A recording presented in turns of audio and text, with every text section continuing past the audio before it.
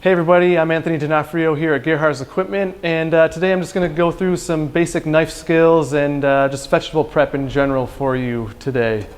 So we're going to start off today, first of all, sharp knife. This is the first key to this. If you watched our other video, learn how to do that. Another thing to do before I start prepping anything is always take it to the honing steel, regardless of if you just sharpen it or not. It's just a good habit to have. Just a few passes there. So we're just going to go over a few basic vegetables to cut here, and a couple fruits actually.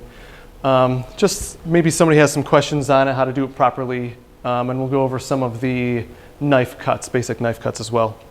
So pepper, I feel like this is a vegetable that maybe some home cooks might have trouble with cutting it properly if you're going to julienne it or even dice it, just to get it to the point where you're ready to get to a julienne or a dice. So the way you start off is always cut off the top and the bottom. And then what I like to do is just cut one slice there. And then once you do that, you can essentially cut inside of it, cut the ribs out. They tend to be a little bitter, so you want to get those out of there. You also want to be pretty careful when you're doing that, especially if your knife is sharp, you can cut yourself. Also, all these scraps, great for compost or your garden, and literally you can just throw these in your garden. You would probably grow pepper plants just straight from that. I do it all the time at my house. So once you get to this point, it's a little easier if you cut this in half. Otherwise, it's a little precarious to try and hold this as you slice the whole thing. So we'll start off first with a julienne. Julienne is, textbook definition is quarter inch by 2 inch. So with a pepper, you're kind of stuck with how long it is in general, and also one of the sides there. So just try and cut a 1/4 inch. Keep it as uniform as possible. Just a simple motion like this, and when your knife is sharp, it makes it super easy. So there's your julienne, simple, just one cut. Now say you wanted to do a dice, you start off with your julienne, go all the way through, rotate your pepper, bring it down, move some of those out of the way. Another big thing to remember is always keep your tips of your fingers back, and if you can, let the knife hit your first knuckle there so it acts as a buffer, so you don't cut your fingers or your nails. I've done that before. So once you get your julienne cut down, then you just spin it all 90 degrees, and you can do as many or as few as you'd like, and then just start cutting it this way. And what you have there is a small dice. Now if you wanted to go even further, again, a pepper, you're kind of limited to how thin you can get it unless you get really crazy and you cut your pepper in half all the way around. But you can even get this to a brunoise, which would be 1/8 by 1/8 by 1/8, a cube. So if you wanted to do that, you just essentially go smaller cuts this way. You can use that for cooking. You can use it as a garnish even, especially when you got these nice red, yellow, and orange peppers. You can get a nice pop of color on something. So you can see the difference between a small dice and a brunoise. And we'll do it again with, we'll probably do it with the mango. That'll be an easy one to show a difference better. You can even use these tops and the bottoms too when you're brunoise, small dice, large dice, medium dice, whatever it is you want to use. Don't let those go to waste either. All right, on to the next one.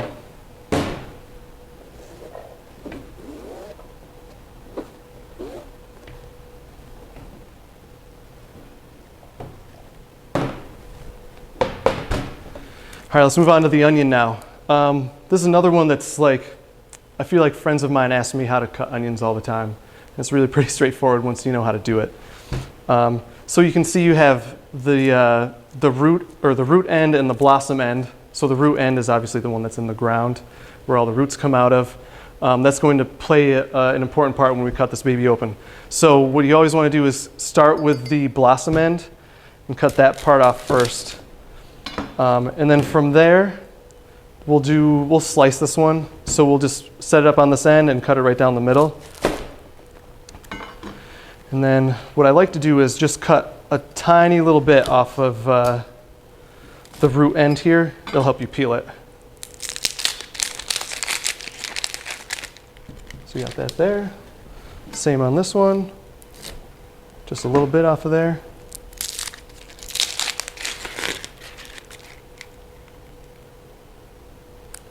Again, onion peels are good compost as well.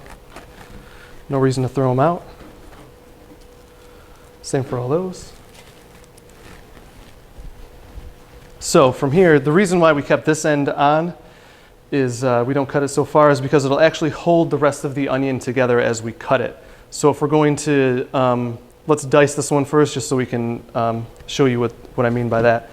So if you're just doing simple slices like a julienne, you want to take your knife but not cut all the way through this root end because it will hold the whole onion together. So you want to leave maybe 1/2 inch depending on how big that root end is. We'll just go like this, go all the way, and you'll see you can pick it up and it's still all together, so you're not trying to fight keeping everything together as you go in for your dice. So now we can just take it and turn it sideways.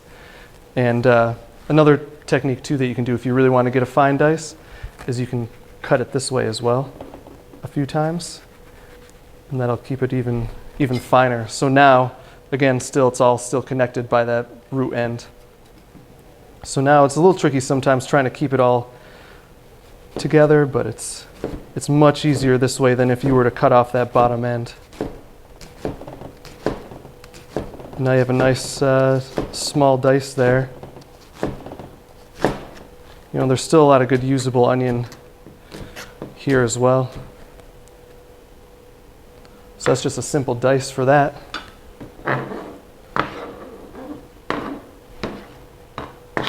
Now if you want to slice an onion, we will actually cut this bottom end off because we don't need it to hold together anymore.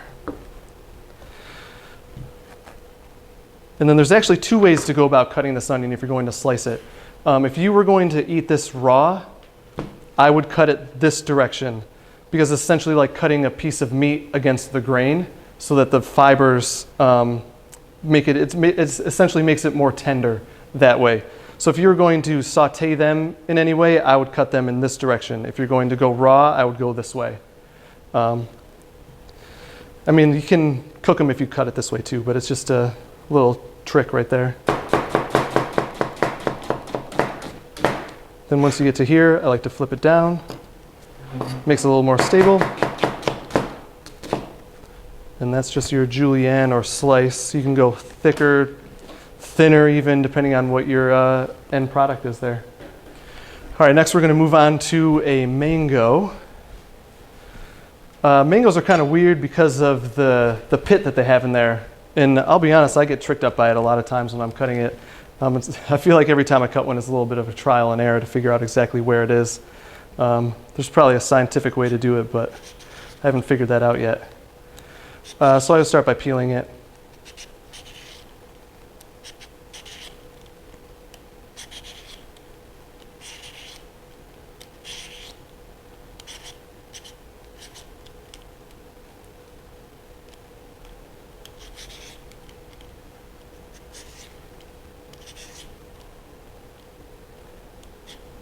I probably don't have to get that, but that'd be fine. Again, compost. All right, so I like to get the top and bottom off. Then from here, so the pit should be essentially the same, shape as the mango, so it should be kind of have an idea of where you can cut. You should be able to cut closer to the pit on this shorter side. In theory, typically. Over here, you never know. Sometimes you don't get that much out of there. Somebody will probably correct me, tell me there's a better way. Sometimes actually, these are pretty good if you freeze them, and then you can kind of like eat it as a popsicle if you're if you really need a snack. So for this, let's try. We can do some real brunoise with this. So the way I would do this is, again, we'd start with a nice julienne. There's probably a couple ways to go about doing this. Start that way, and then you could potentially throw it up on its end like this. cut it down the middle one more time. If you really wanted to go crazy, you could cut it even more than one time. Can be a little tricky. Then spin it your 90 degrees.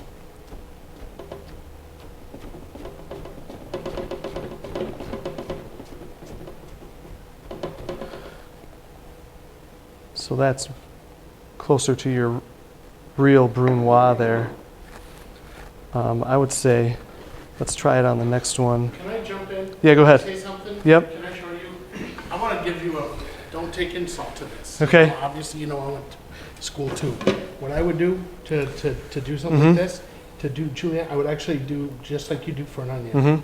I would go like this, and like this. And then, when you do slice, you're more lined up. You already got that cut. Right. See, you already got that. That's what I was just going to do. Yeah, I'm sorry. I ruined your night. Okay. All right, we're going to move on to a pineapple now. Pretty straightforward other than the core, and we'll get to that here in just a minute. So start off with the top and the bottom, like most things.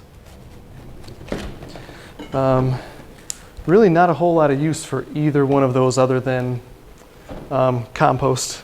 All right, so now that we're to this point, the skin on this is way too thick to use a peeler, so you have to use a knife for this. Even then, we'll go back around and we'll get these little eyes off as well.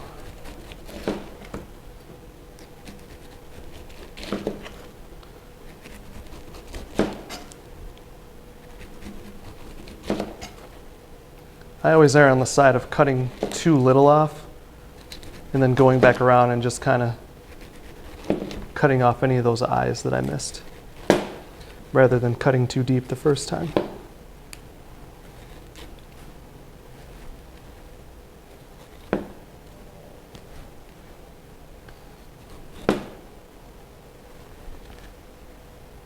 Get that off.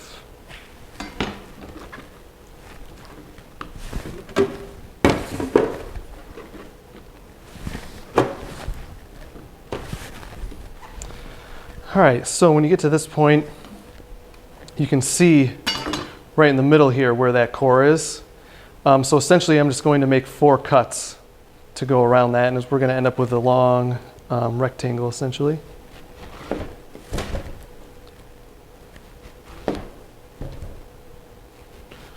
The core is edible. It's just really tough and fibrous. You can actually use it in smoothies.